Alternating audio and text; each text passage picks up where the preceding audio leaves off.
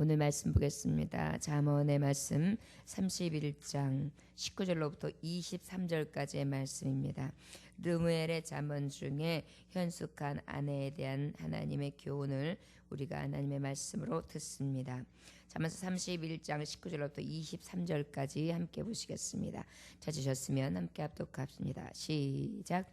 손으로 손뭉치를 들고 손가락으로 가락을 잡으며 그는 곤고한 자에게 손을 펴며 궁핍한 자를 위하여 손을 내밀며 자기 집 사람들이 다 홍색 옷을 입었으므로 눈이 와도 그는 자기 집 사람들을 위하여 염려하지 아니하며 그는 자기를 위하여 아름다운 이불을 지으며 세마포와 자색 옷을 입으며 그의 남편은 그 땅의 장로들과 함께 성문에 앉으며 사람들이 인정을 받으며.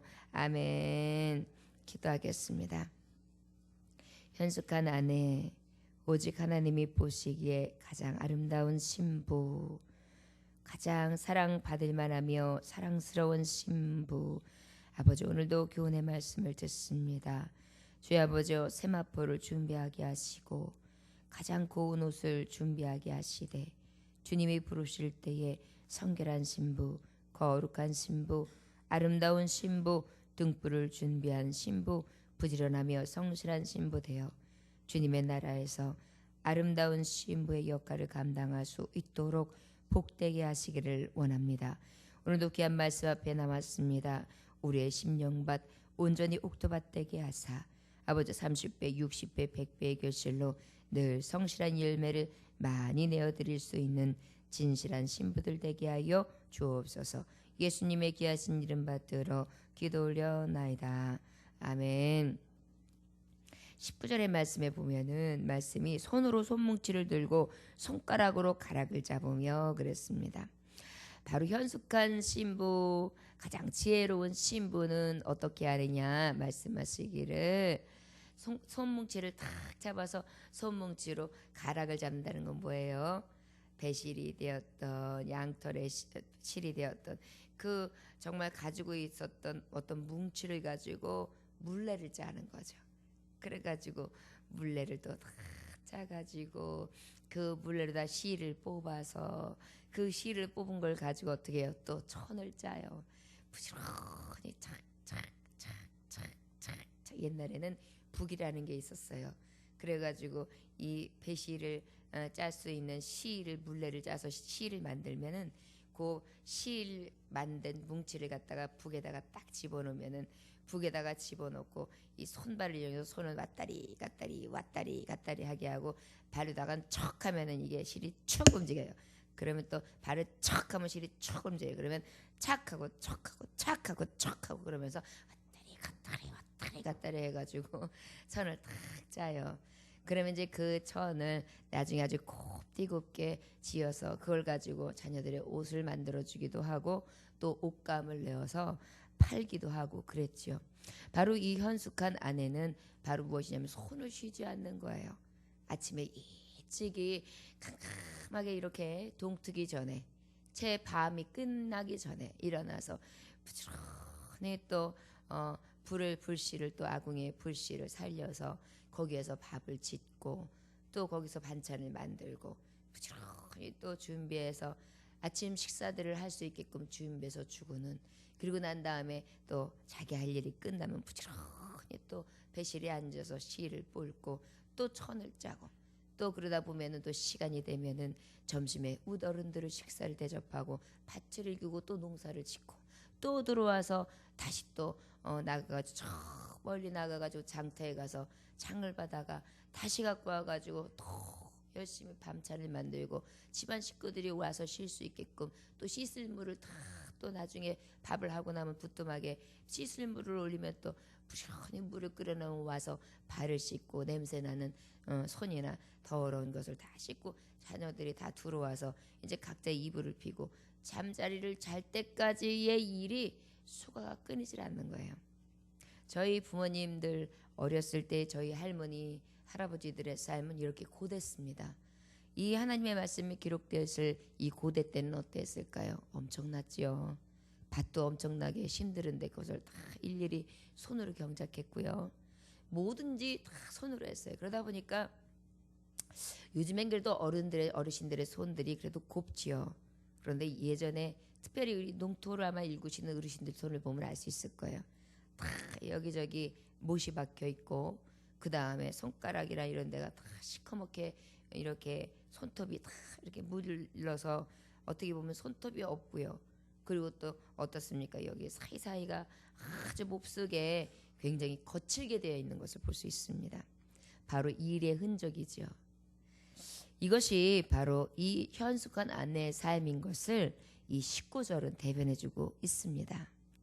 바로 성실하고 부지런하며 열심히 일하지 않으면 가족들이 도대체 먹을 수가 없어요. 쓸 수도 없어요. 잘 수도 없어요.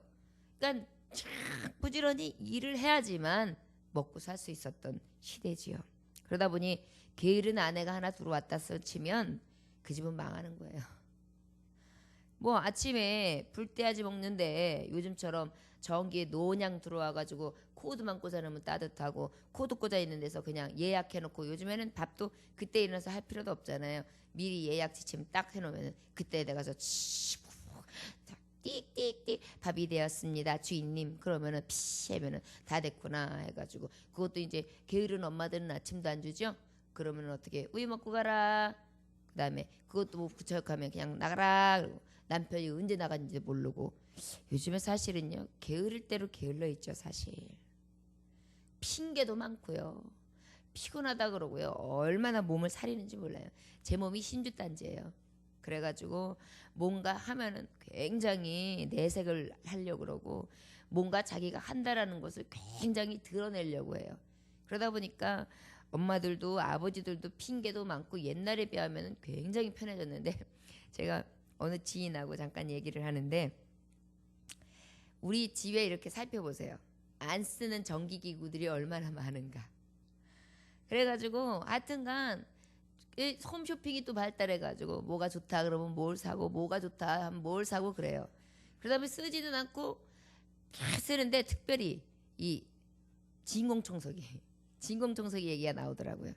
진공청소기 이렇게 위 가면은 온 집안은 얼마나 깨끗하게 싹 쓸어집니까? 그러고 나면 이제 또 요즘에 물걸레 청소기가 있어가지고 싹 한번 그러면 흠텔 필요도 없어요. 그냥 이렇게 한번 문 내리면 좋은데 그것도 이제 귀찮은 거예요. 그것도 귀찮으니까 어떻게 해요? 이제 그 이렇게 돌아다니면서 하는 로봇 청소기를 샀다는 거예요. 로봇 청소기를 샀는데 문턱만 있다는 저 밑에 있으면 저 들어가가지고 나올 생각도 안 하고 거기서 앵앵 돌고 있더래. 그래가지고 그거를 또 나중에 못 쓰게 됐대요. 그러다 보니까 진공청소기도 저쪽에 서 있고 로봇 청소기도 저쪽에 서 있고 그거보다 더 획기적인 로봇 청소가 나왔다 그래가지고 또 그걸 샀대요. 그랬더니 그것도 마찬가지로 딴짓을 하더라는 거예요. 그래가지고 청소기만 몇 개라는 거예요. 그래서 제가 정말 게을러졌네요. 정말 핑계도 많네요. 정말 살기 좋아지니까 더 살기 좋아지고 더 편해지니까 더 편해지고 나중에는 어떻게 했느냐면 그분이 사람을 산다는 거예요. 그래서 일주일에 2번씩 반나절씩 와가지고 싹 청소만 해주고 가는 걸로다가 근데 또 그분들이 와도 마음에 안 든다는 거예요. 그래가지고 여러 가지 이야기하면서 참 많이 편해졌네요. 그러면서 같이 웃으면서 담소를 나눈 적이 있습니다. 가만히 생각해 보면요, 게으름은요, 게으르기 시작하면 계속 게을러요. 게으르면은요, 게으른 사람치고 핑계 없는 사람이 있어요? 없어요. 핑계가 많아요. 하여튼간 말만 하면 공상당해요. 우리 아버님이 옛날에 항상 말이 이렇게 많다 싶으면 말만 하면 공상당이야. 말만 하면 공상당 그러셨거든요. 말 너무 많이 하지 말라 그러셨는데 보면은 쓸데없는 이야기가 많아지는 게 게으른 사람들의 특징이에요. 손은 놓고 있잖아요. 그러니까 뭐만 얘기하겠어요? 말만. 그러니까 그냥 모이면은 그러니까 어디 모임을 가도 먹는 모임, 노는 모임 이런 모임 다 뭐예요? 이제는 일감이 많이 덜어진 아내들의 모임들이 많아지는 거예요. 이제. 이래가지고 요즘엔 아내들이 여왕 노릇을 하고 아내들이 제일 먹기 편하고 아내들이 제일 좋은 일들 하죠. 물론 맞벌이를 하는 분들은 오히려 더 고되죠. 바깥 일을 하고도 들어오면 이 집안일이 있으니까 굉장히 힘들어요. 사실. 그러다 보니까 또 목소리는 커져요. 왜? 돈벌이를 하거든요. 거기다 집안일도 해야 되거든요. 그러니까 또 어떤 게 문제가 생기냐면 조금 보탠다고 애들한테 등한시해요. 그리고 더 집안일에 등한시해요. 그리고 더 남편을 무시해요. 그러니까 보다 보니까 이 현대인들이요, 굉장히 성경적이지 않은 삶에서 비롯돼 가지고 굉장히 가정적으로나 모든 삶에 있어서 질서가 사실은 많이 깨졌습니다. 남편들은 책임감이 굉장히 무능해졌고요. 왜냐하면 아내들이랑 맞벌이를 하니까 그만큼 이게 편해지는 거예요. 마음이 알아서 할 거야. 그러니까 굉장히 무능해졌어요. 그리고 또 아내들은요, 생활력이 강해진 반면에 굉장히 생활에 등한시하고 자녀들이나 남편을 알기를 굉장히 쉽게 생각하고 나에 대한 중요한 내 생활 중심에 대한 그러한 마음이 많이 생기다 보니까 내 집중적인 생각이 많이 되니까 나를 왜 희생해야 돼? 이만큼 희생하면 됐지. 이런 마음이 자꾸만 생겨가지고 밖으로 돌아요. 그러다 보니까 가정의 자녀들 엉망이죠. 여러분, 자녀들이 얼마나 사랑을 요구하는지 아십니까? 자녀들은요, 정말 그 사랑을 받아야 될 시기가 있어요. 그 시기를 놓치면 정신적으로 병들거든요, 사실은.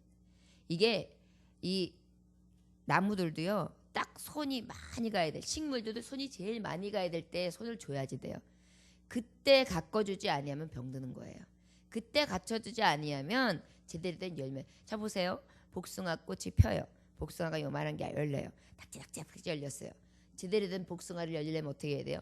옆에 있는 복숭아 요딴만한 것들을요, 몇 개씩 제거해 줘야 돼요. 그래야 진짜 이쁜 열매가 되는 거예요. 그리고 또 그 다음에는 어떻게 해야 돼요? 그러고 난 다음에는 또 착 가꿔서 옆에 있는 자풀이라든지 다른 것들이 생기지 않게 늘 애무해 줘야 돼요. 그리고 어느 정도 크면 어떻게 해요? 거기에 맞는 또 약을 쳐줘야 돼요.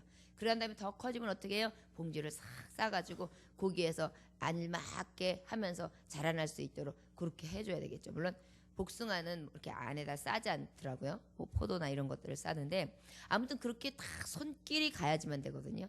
그리고 나면 그 다음에는 제가 알아서 물 마시고 제가 알아서 성장해서 나중에 딱 열어보면은 제대로 된 풍성한 열매가 있는 것이죠. 바로 이것이 우리의 인생이에요. 신앙생활도 마찬가지예요. 우리가 늘 열심을 내야 될 때가 있고 보살필 때가 있고 돌아볼 때가 있고요. 그리고 하나님 앞에 열심을 낼 때가 있는 거거든요. 그 때가 다 있어요. 근데 그 때들을 다 놓치는 거죠. 20절부터 22절의 말씀에 보면은 20절 한번 다 같이 읽어볼까요? 자, 시작. 그는 곤고한 자에게 손을 펴며 궁핍한 자를 위하여 손을 내밀며. 이 말씀은 뭐냐예요? 정말 이러한 하나님의 현숙한 여인, 신부될 자들은요, 또 어떻게 되냐면 부지런해야 되고요.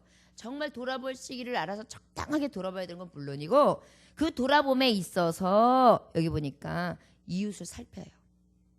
내 자녀와 내 삶, 나만을 위한 삶이 아니라 진정으로 현숙한 아내는요, 이기적이지 아니하며 가난한 사람들이나 학대받는 사람들이나 정말 소외된 사람들, 멸시받는 사람들에게 편에 서가지고 그들을 돌봐주고 구제한다는 거예요. 그러다 보니까 여러분 요즘에 개인적으로 하려고 하면 물론 뭐 NGO나 이런 데에 이렇게 조금씩 돈을 보내주는 경우들도 있고 또 믿음으로 봤을 땐 극동방송이나 이런 방송사에다가 얼마씩 선교 후원금을 내는 경우들도 있지요. 저는 그런 거 참 복되다고 생각합니다.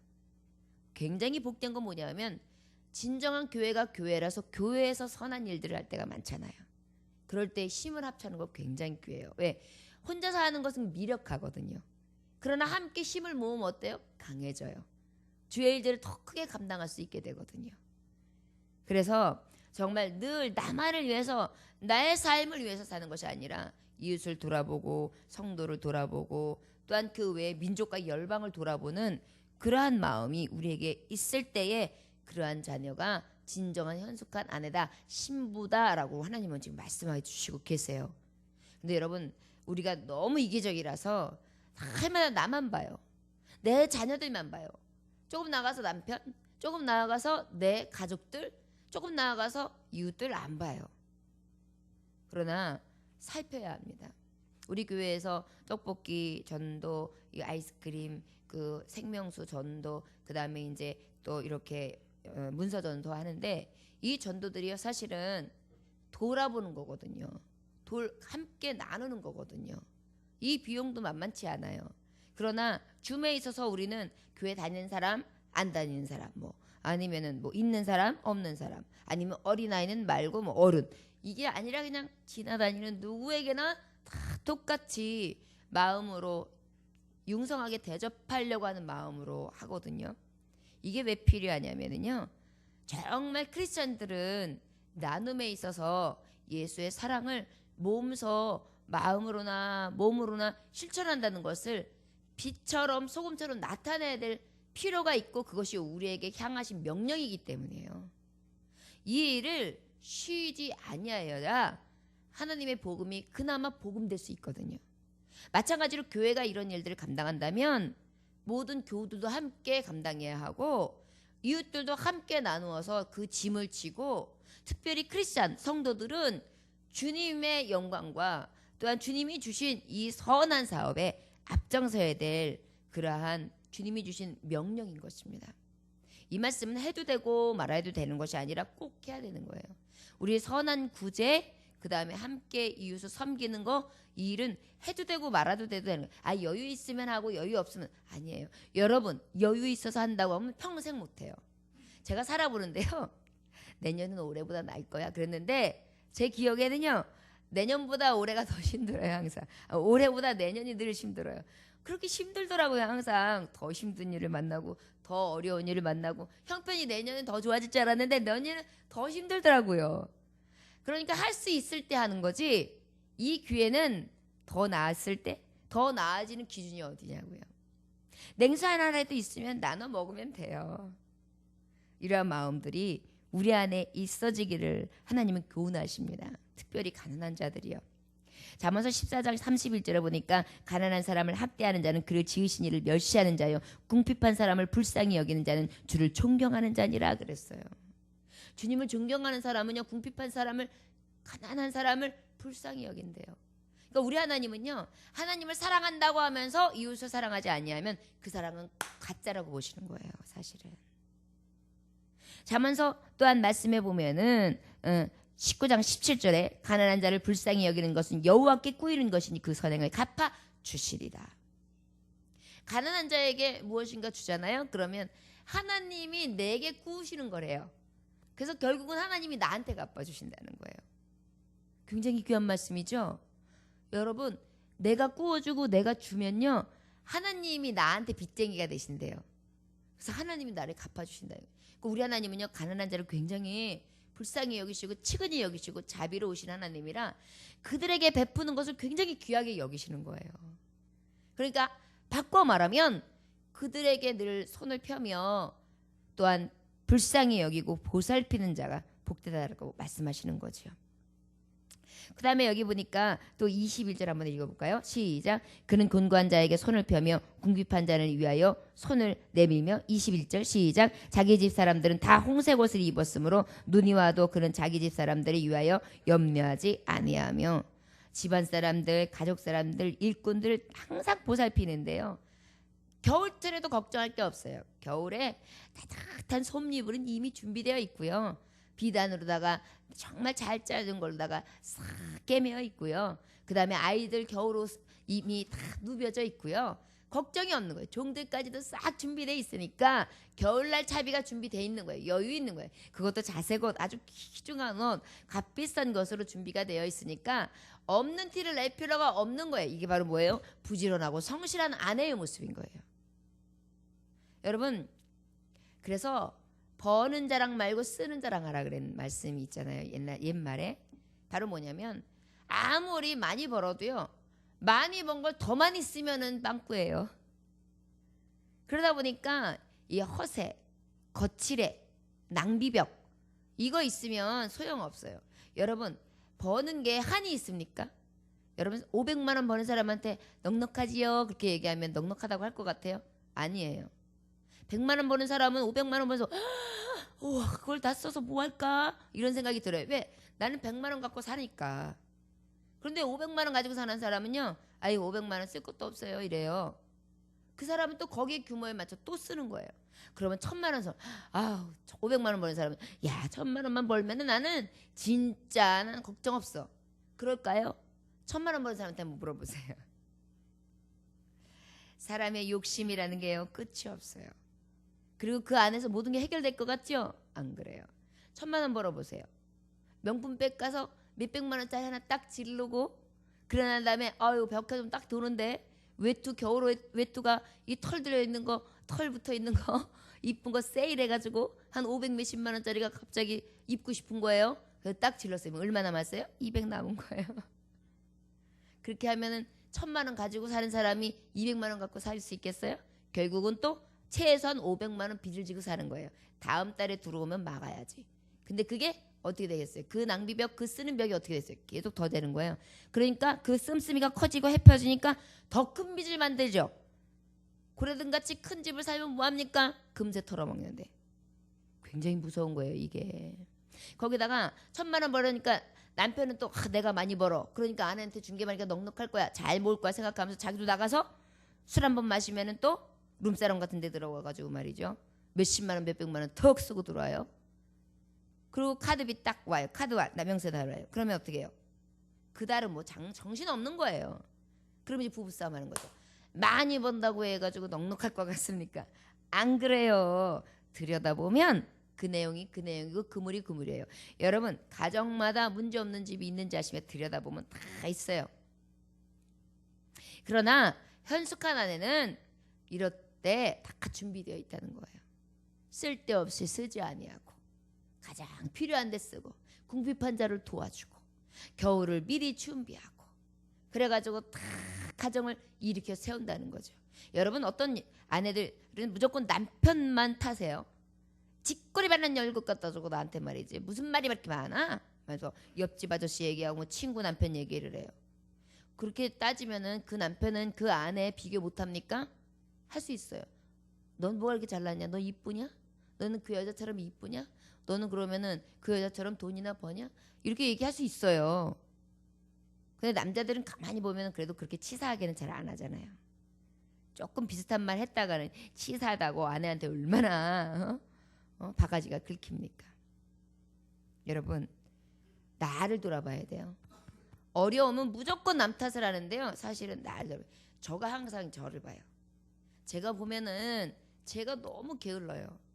제가 보면은 제가 씀씀이가 없는 것 같은데 안 쓰는 것 같은데 보면은 먹고 싶은 거 예를 들어서 빵 같은 거 뭐 주전부리 이런 거 있잖아요.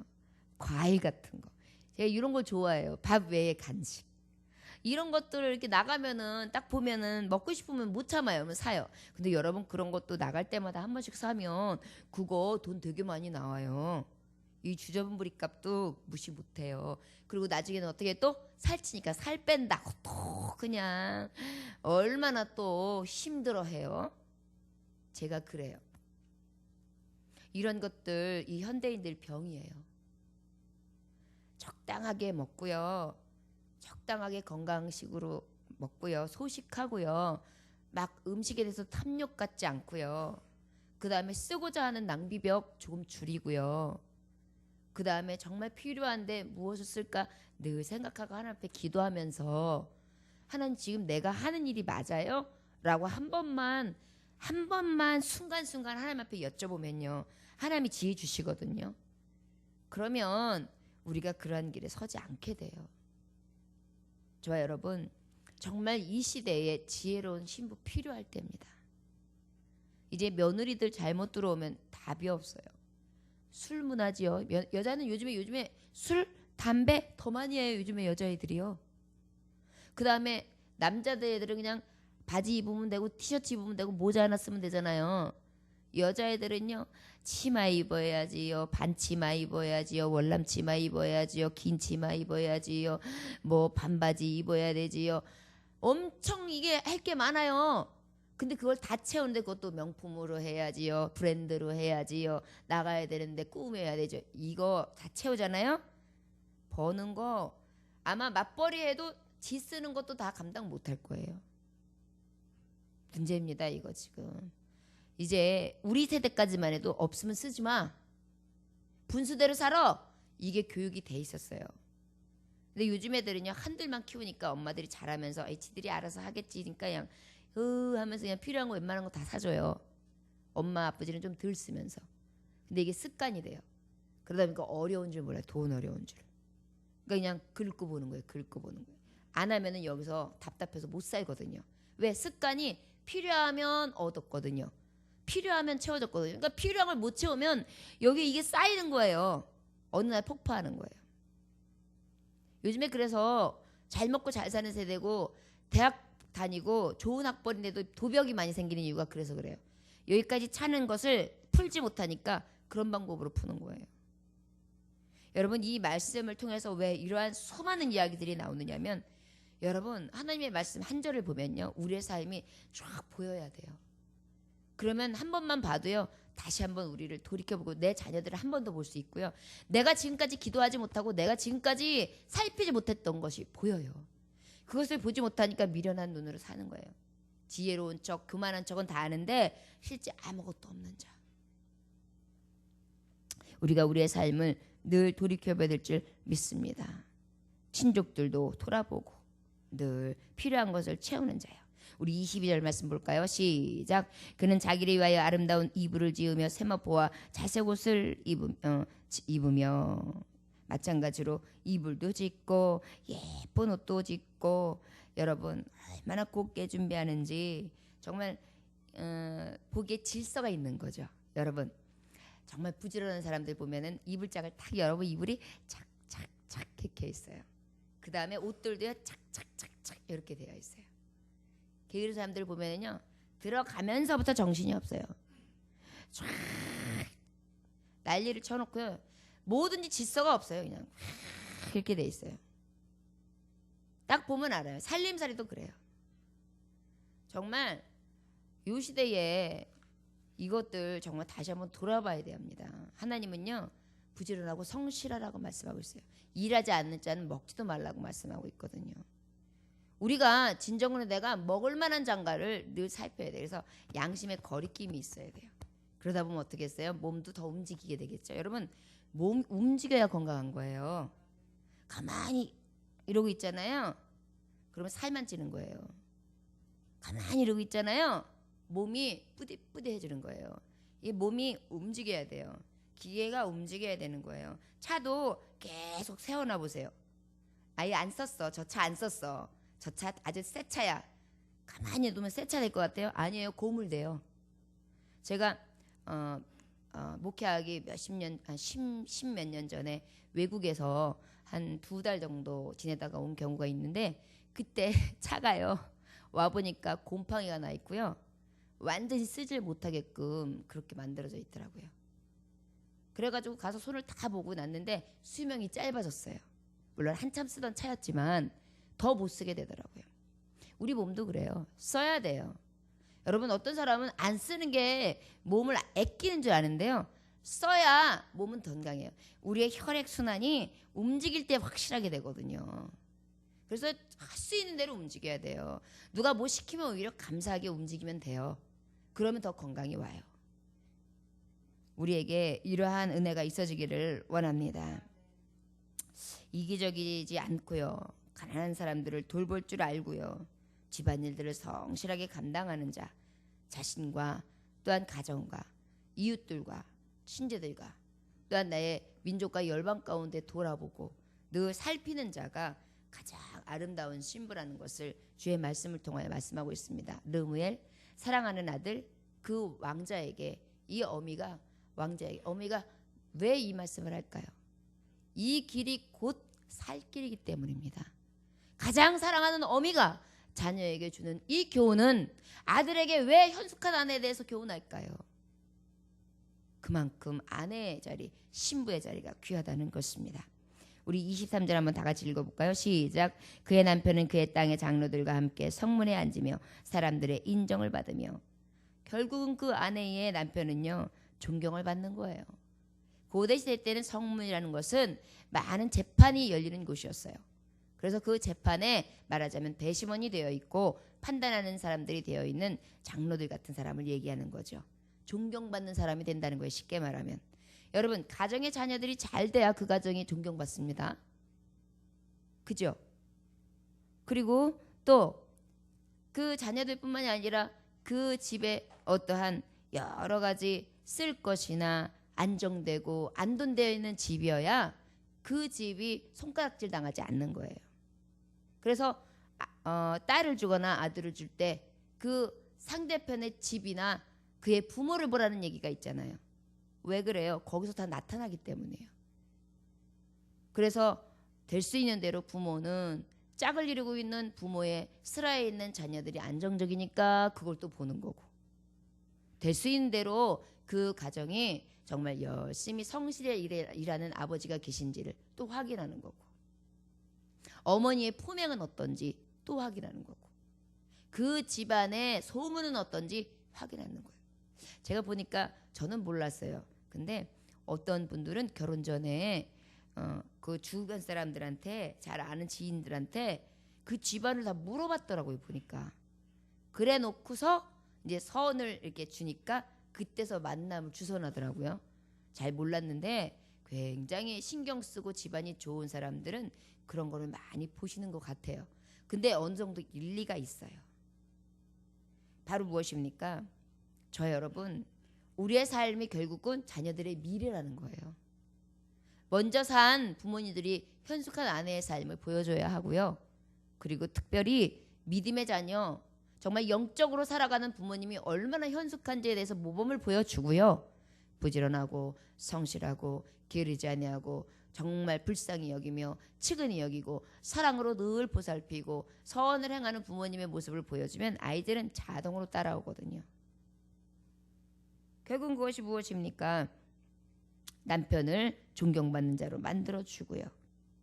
그래서 시편 말씀 128편 3절에 보니까 내 집 내 실에 있는 내 아내, 집안 일을 하는 내 아내, 집안 일을 하며 서원하며 자기 남편에게 복종하게 하라. 디도서 말씀. 그 다음에 남편에게 복종하는 게 질서가. 여러분, 아무리 맞벌이를 하고 남편보다 돈 더 많이 벌어도 그럴수록 더 남편에게 복종하는 모습을 자녀들에게 보일 필요가 있습니다. 그래야 자녀가 잘 돼요. 왠지 아십니까? 항상요, 이 짐승들은, 동물들은 강한 자에게 약하게 돼 있어요. 그래도 아버지가 제일 강하다는 것을 알아요. 아무리 무식하고 아무리 능력 없는 남편이라도 남편이 제일 강하거든요. 사실 그 집에. 근데 그 집 남편을 잘 존중해서 높여주는 가정은 가장 강한 자가 딱 존경받고 있기 때문에 그 밑에 있는 자녀들이요, 그 질서 앞에 질서를 지켜요. 근데 벌써 질서가 탁 바뀌어 있잖아요. 그럼 자녀들이 엄마 무시해요. 아버지 무시했잖아. 그래, 엄마도 그래서 잘했어, 잘났어. 이런 게 있는 거예요. 그래서 이 질서 굉장히 중요해요. 성경이 왜 이 말씀을 전하실까요? 가장 우리에게 있어서 선이 되는 말씀이기 때문에 전해주시는 거거든요. 저와 여러분, 있는 동안에 남편을 더욱더 존경하시기 원합니다. 그리고 정말 바깥일에 전념할 수 있도록 아내 일을 잘 보살피시기 원합니다. 특별히 여러분, 자녀들에게 이러한 아내의 삶을 보여주십시오. 그리고 특별히 여러분, 저와 여러분은 신랑 대신 예수 앞에 서 있다는 것을 잊지 마십시오. 믿음의 등불도 이렇게 부지런히 성실히 준비해야 합니다. 그리고 기름을 늘 준비해야 합니다. 여러분, 이 새벽에 나와서 어제도 말씀했지만 기도하는 것, 이것은 계속해서 기름을 준비하고 있는 지혜로운 신부들이에요. 지금 여러분들은 기름을 계속해서 준비하는 종들이에요. 등불만 있는 정도가 아니라 등불은 다 가지고 있어요. 등은 가지고 있어요.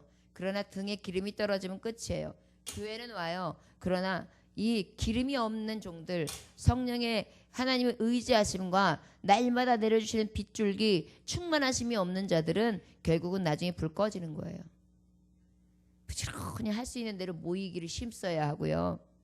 이 새벽에 주님을 찾으며 정말 해가 뜨기 전에, 동이 트기 전에, 밤이 다하기 전에 나와서 이렇게 열심히 하나님을 찾는 자들, 하나님이 그냥 두실 것 같습니까? 복으로 채워주시는 거예요. 마치 현숙한 아내가 아침 일찍부터 일해서 그 결과를 내는 것처럼 우리 믿음의 사람들은 지금이 일하는 거예요. 여러분, 열심히 호흡하는 시간에 여러분 지금 하나님이 영육간의 강건함을 주시고 있습니다. 벌써 영혼이 잘된 것 같이 범사가 영통하며 강건해지는 축복이 이 시간에 임하는 거예요. 그렇지 않으면 새벽 예배 못하게 하겠어요. 똑같으면 안 하죠. 이 피곤한데 좀 더 자죠. 여러분 제가 금요일날 심야 예배 때문에 저녁 때서부터 밤중까지 하고 집에 들어가면 이제 뭐 어쩌고저쩌고 하고 자면 12시 반, 1시 이렇게 자요. 왜? 새벽 예배가 없으니까 뭐 그냥 더 여유가 있고 또 저녁 때 기도를 열심히 하고 나면 이 정신이 굉장히 맑아져요. 되게 좋아져요. 상태가 더 좋은 거예요. 그러다 보니까 컨디션이 좋아가지고 한참 다른 짓 하고 아이들하고 얘기하고 막 은혜 들어 나눴던 이야기도 하고 막 맛있는 것도 그때 막 먹어요. 그리고 난 다음에 좀 늦게 자는데요. 그러고 나서 그 아침에 4시에 안 일어나는 거. 그러니까 3시 한 50분에 안 일어나는 게 굉장히 단잠을 자요, 사실. 그렇게 따지면 그렇게 계속 자고 싶죠. 그럼 올해는 못 자더라고요. 항상 보면 깨더라고요, 깨기는. 근데 아무튼 그 잠이 굉장히 달아요. 걱정도 없고요. 그걸 누가 모르나요? 그러나 여러분 이 새벽이 얼마나 복된 시간입니까? 저는 새벽이 사실은요. 나올 때는 힘든데 나와서 기도하고 나갈 때는요. 여기가 설레요. 얼마나 마음이 기쁜지 몰라요. 그런데 느끼는 게 뭐냐면 어쩔 수 없이 나와서 새벽 예배 드리잖아요. 그러면 그냥 예배 끝날 때까지 졸려요. 그리고 끝나고 난 다음에도 그냥 빨리 가서 그냥 곳간에서 자야지만 돼요. 그런데요. 은혜를 사모하고 하나님 앞에 깊이 기도하고 막 하나님하고 막 영적인 교제를 나누고 나잖아요. 늘 그렇게 기도하고 나가면은요. 피곤이 어디 있어요. 아침잠이 어디 있어요. 굉장히 산뜻해요. 그래서 집에 들어가가지고요. 잠도 안 와요. 그래서 굉장히 좋아요. 이게 바로 진짜 새벽에 기도한 사람에게 주시는 은혜거든요. 그러고 난 다음에 한참 움직이고 뭔가 하다가 그리고 뭐 잠깐 낮에 잠이 오면 그때 잠깐 뭐 한두 시간 그 정도 잠깐 사이잠을 자고 그런 다음에 일상생활을 밤늦게까지 하고 이렇게 하면서도 거뜬히 해나가는 거. 어쩔 때는 잠 안 자고 그냥 지내고 떡볶이 전도하고 막 다 해놓고 이제 집에 들어가서 뭐든지 정리 좀 해놓고 나면은 어쩔 때 그냥 그때 그냥 탁 누웠는데 잠잤는데 새벽 한 2시쯤 이렇게 깰 때가 있어요. 좋아요, 여러분. 정말 하나님 앞에요. 충만한 삶을 삽시다. 그래서 정말 하나님 앞에 가장 지혜롭고 순결한 신부되어 정말 등잔과 기름 온전히 준비된 지혜로운 5처녀 되시기를 주의 이름으로 축원합니다. 기도하겠습니다. 하나님 아버지 감사합니다. 아버지 이 새벽에 나와 하나님을 부른다는 것이 기적이지요.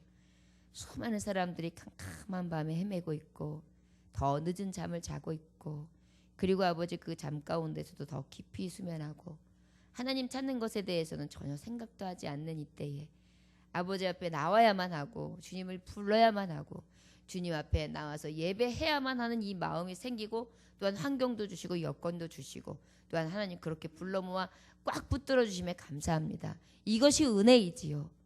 아버지 불러주시지 아니하시고 하나님 예정하시지 아니하시면 우리는 한 발짝도 내 마음대로 할 수 없음을 깨닫습니다.